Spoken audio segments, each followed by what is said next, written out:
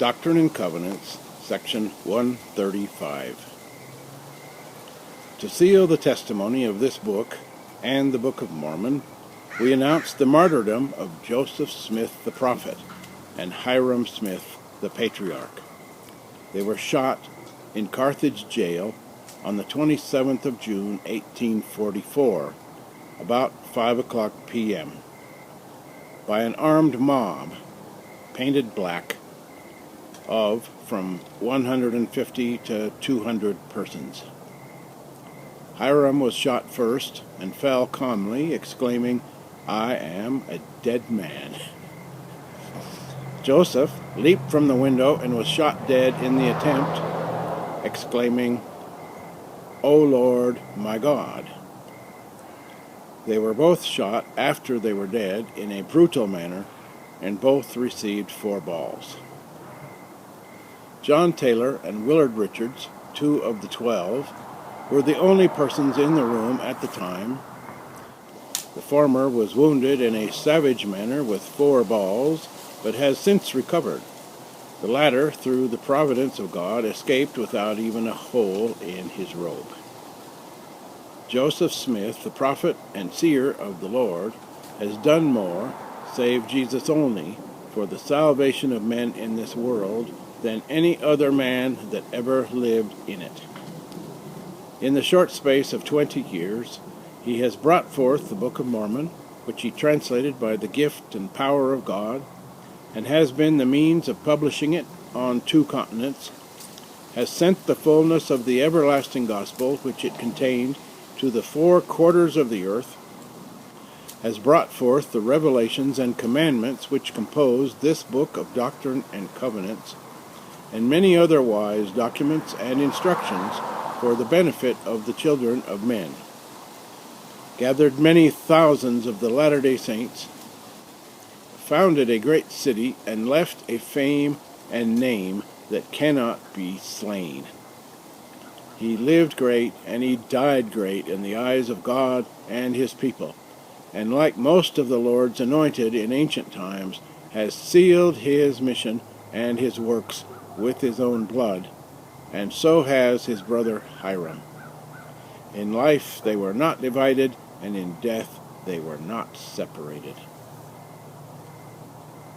When Joseph went to Carthage to deliver himself up to the pretended requirements of the law, 2 or 3 days previous to his assassination, he said, "I am going like a lamb to the slaughter, but I am calm as a summer's morning.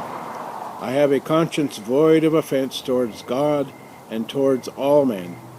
I shall die innocent, and it shall yet be said of me, he was murdered in cold blood." The same morning, after Hyrum had made ready to go, shall it be said, to the slaughter? Yes, for so it was. He read the following paragraph near the close of the 12th chapter of Ether in the Book of Mormon, and turned down the leaf upon it. "And it came to pass that I prayed unto the Lord, that he would give unto the Gentiles grace, that they might have charity. And it came to pass that the Lord said unto me, If they have not charity, it mattereth not unto thee, thou hast been faithful. Wherefore thy garments shall be made clean. And because thou hast seen thy weakness, thou shalt be made strong, even unto the sitting down in the place which I have prepared in the mansions of my Father. And now I bid farewell unto the Gentiles, yea, and also unto my brethren whom I love, until we shall meet before the judgment seat of Christ, where all men shall know that my garments are not spotted with your blood. The testators are now dead, and their testament is in force." Hyrum Smith was 44 years old in February 1844, and Joseph Smith was 38 in December 1843, and henceforward their names will be classed among the martyrs of religion, and the reader in every nation will be reminded that the Book of Mormon And this book of Doctrine and Covenants of the Church cost the best blood of the 19th century to bring them forth for the salvation of a ruined world. And that if the fire can scathe a green tree for the glory of God, how easy it will burn up the dry trees to purify the vineyard of corruption.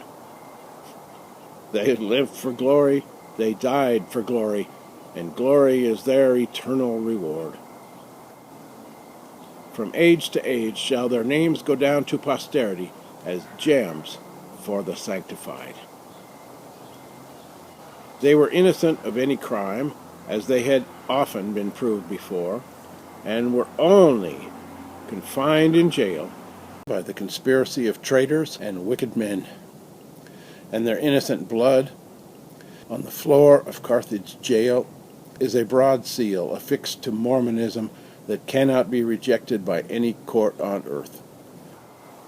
And their innocent blood on the escutcheon of the state of Illinois with the broken faith of the state as pledged by the governor is a witness to the truth of the everlasting gospel that all the world cannot impeach. And their innocent blood on the banner of liberty and on the Magna Charta of the United States is an ambassador for the religion of Jesus Christ that will touch the hearts of honest men among all nations. And their innocent blood, with the innocent blood of all the martyrs under the altar that John saw, will cry unto the Lord of hosts till he avenges that blood on the earth. Amen.